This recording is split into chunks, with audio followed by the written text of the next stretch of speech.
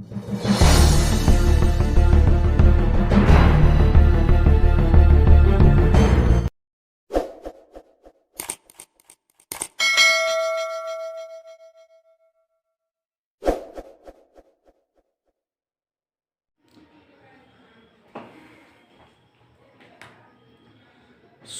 साधु जगाइए करे नाम का जाप, ये तीनों सोते भले साकट सिंह और सांप। राम राम साथियों, स्वागत है आप सभी का आपके अपने YouTube channel SSDP math Gurukul में। आज हम ऐसा टॉपिक लेकर आए हैं जो इंटरमीडिएट की कक्षाओं अर्थात क्लास 12th के बच्चों के लिए अत्यधिक कठिन लगता है। इस जबकि ये उस अध्याय का शुरुआती टॉपिक है। अध्याय 5 चैप्टर 5 एक्सरसाइज 5.1 का जो अध्याय है वो सातत्य और अवकलनीयता, यही सबसे कठिन लगता है। सातत्य, लिमिट एंड कंटिन्यूटी। लिमिट का क्वेश्चन सबसे ज्यादा हमें बच्चों से ये देखने मिला है कि उन्हें इसमें बड़ी कंफ्यूजन रहती है कि ये बड़ी कठिन है। तो आज के वीडियो में मैं सारे डाउट क्लियर कर दूंगा, इस प्रकार से समझाऊंगा कि आपके समझ में जो अब तक नहीं आया है वो आ जाएगा। बस एक रिक्वेस्ट है आपसे कि आप फुल कंसंट्रेशन के साथ इस बोर्ड के सामने बैठिए और देखिए मैं क्या यहाँ पे किस ट्रिक का उपयोग करके आपको समझा रहा हूँ। सातत्य, लिमिट एंड कंटिन्यूटी वाला जो ये अध्याय है, यह हमेशा हमेशा के लिए कंफ्यूजन से दूर हो जाएगा आपके दिमाग से। आप इसे भली भांति समझ सकेंगे। तो वीडियो को लंबा न करते हुए आइए सीधे टॉपिक पे चलते हैं। पहले हम समझा दें कि सातत्य कहते किसे हैं।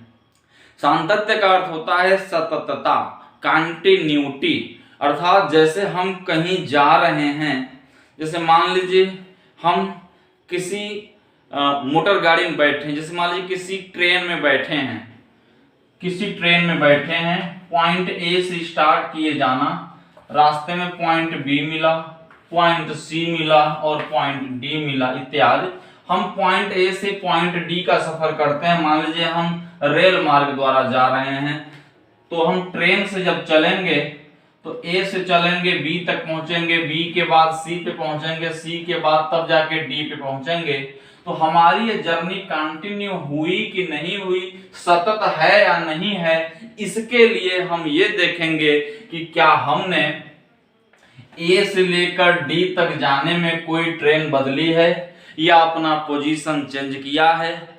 हम एक प्रकार से ऐसे समझ लीजिए सिंपल से सिंपल भाषा में कि हम एक ट्रेन के द्वारा एक स्थान से दूसरे स्थान पर गए हैं, उसके मार्ग में जितने भी स्टेशन आए हैं उसके रास्ते का यदि हम ग्राफ बनाएं तो ग्राफ मान लीजिए कुछ इस प्रकार से बने या जिस प्रकार से बने। एक स्थान पे हमने चाक रखा और बनाते बनाते बनाते बनाते हम एंड पॉइंट पे आ गए, चाक को कहीं नहीं उठाया, ये जो ग्राफ है कहीं ब्रेक नहीं हुआ, कहीं टूटा नहीं, कंटिन्यू लगा है, सतत है, इसी को सततता कहते हैं। कि हम किसी फलन y equal to f x, ध्यान समझिए, किसी फलन y equal to f x का यदि हम ग्राफ खींचना चाहें तो ग्राफ चाहे जैसे भी बने हमें बीच में कहीं ब्रेक न करना हो, एकदम कंटिन्यू चलता चले, पेंसिल को उठाना न पड़े, तो उसे हम कहते हैं कि यह फलन सतत है। समझ में आई बात? नहीं आई समझ में? तो मैं फिर से समझाता हूं। किसी फलन का यदि हम ग्राफ खींचें, पेन या पेंसिल एक जगह से चलाना प्रारंभ कर दें और अंत एंड पॉइंट तक चले जाएं जहां हमें अभिष्ट चाहिए, बीच में कहीं कोई रुकावट बाधा ना हो, ब्रेक ना हो, कहीं से उसके मार्ग में अवरोध ना हो, हमें चाक न उठाना पड़े, तो वह फलन सतत होगा। इसे बोलते हैं कंटिन्यूटी। अब आइए इसको एक क्वेश्चन के माध्यम से समझाते हैं, तब आपके समझ में आएगा। ध्यान से समझिएगा, नहीं तो यहां थोड़ी सी चूक फिर से आपको गड़बड़ कर देगी। हम इसका पहला क्वेश्चन लेते हैं, या मान लीजिए इसकी थोड़ा डिफिनीशन देखते हैं। यदि कोई फलन y equal to f x है, कोई फलन y equal to f x है, तो यह इस फलन की जो लेफ्ट हैंड लिमिट है, left hand limit equal to right hand limit equal to फलन का मान किस पर, किसी दिए गए बिंदु पर। यदि y equal to f x, x equal to a के लिए, या x इक्वल टू a पर, x इक्वल टू a पर left hand limit, right hand limit और फलन का मान तीनों सेम है, तो हम कहेंगे कि दिया गया फलन सतत है। अर्थात limit h tends to 0 f a minus h equal to limit h tends to 0 f a plus h equal to f a।